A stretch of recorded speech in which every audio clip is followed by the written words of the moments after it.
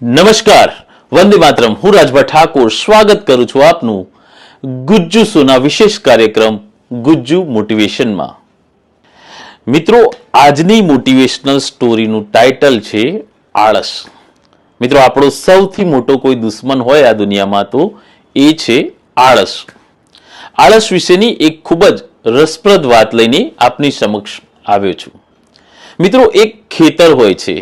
એ ખેતરમાં ચકલી એ માળો બનાવ્યો હોય છે. એ માળામાં એના બે તાજા જન્મેલા નાના બચ્ચા પણ હોય છે. હવે આ ખેતરની અંદર જે ખેતરનો માલિક હોય છે એ આવે છે અને એ ખેતરના માલિક જે પોતાની જાત સાથે વાત કરતો હોય છે એ આ બચ્ચાઓ સાંભળે છે.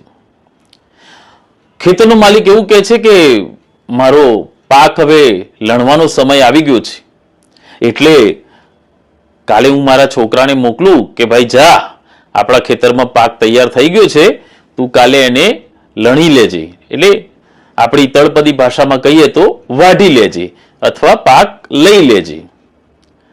મિત્રો, જ્યારે આ બચ્ચાઓની માં, જે ચકલીના બચ્ચા હતા માળામાં, એની માં દિવસ ઉગે અને એ બચ્ચાઓ માટે ચણ લેવા માટે કે ખાવાનું લેવા માટે બહાર નીકળે છે ને સાંજે પાછી આવે છે માળામાં.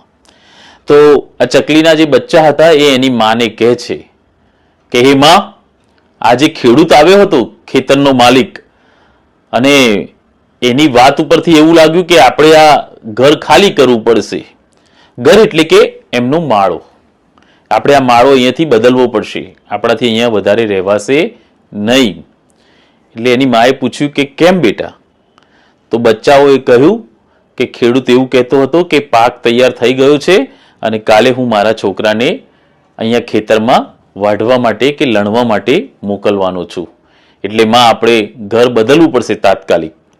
ચકલીએ એવું કહ્યું એના બચ્ચાને કે બેટા ચિંતા ના કરશો, કોઈ ખેતર વાઢવા નહીં આવે, કંઈ નહીં થાય, તમે ટેન્શન ના લેશો, હું બેઠી છું ને.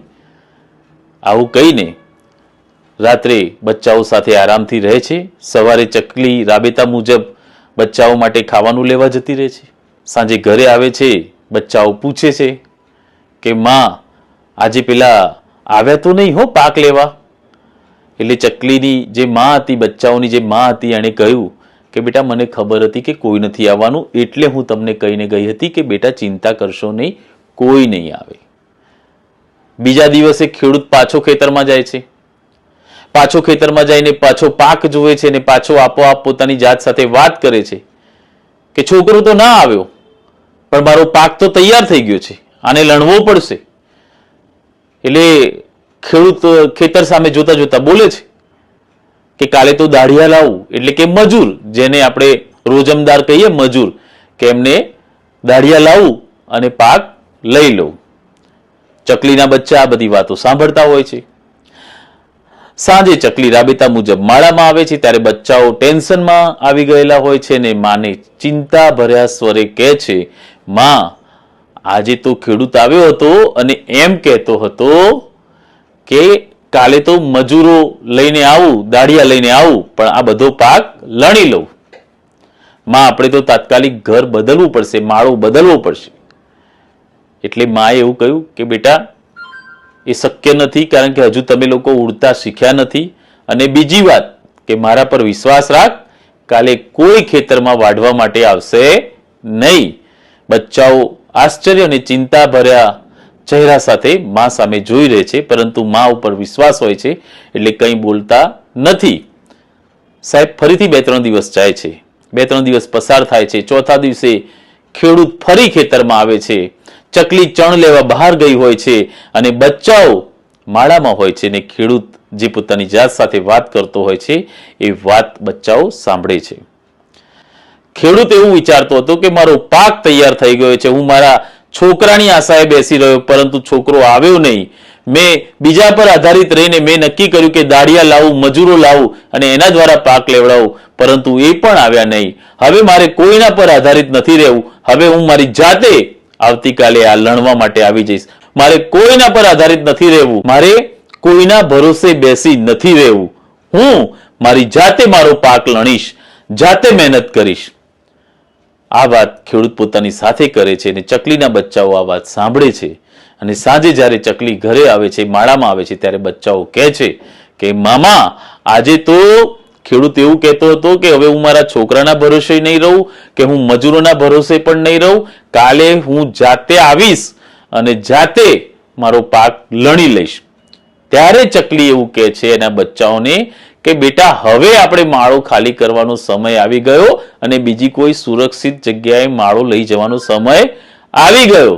તો ચકલીના બચ્ચાઓએ એની માને પૂછ્યું કે હે માં, અમે તને રોજ કહેતા હતા કે ખેડૂત કાલે એમ કહેતો હતો કે મારા છોકરાને કહીશ તે પાક આવીને લણી જશે, હું મજૂરોને લાવીશ કે પાક આવીને લણી જશે, પરંતુ ત્યારે તો તમે પૂરા આત્મવિશ્વાસથી કહ્યું હતું કે કોઈ લણવા નથી આવવાનું, આપણે ચિંતા કરવાની જરૂર નથી.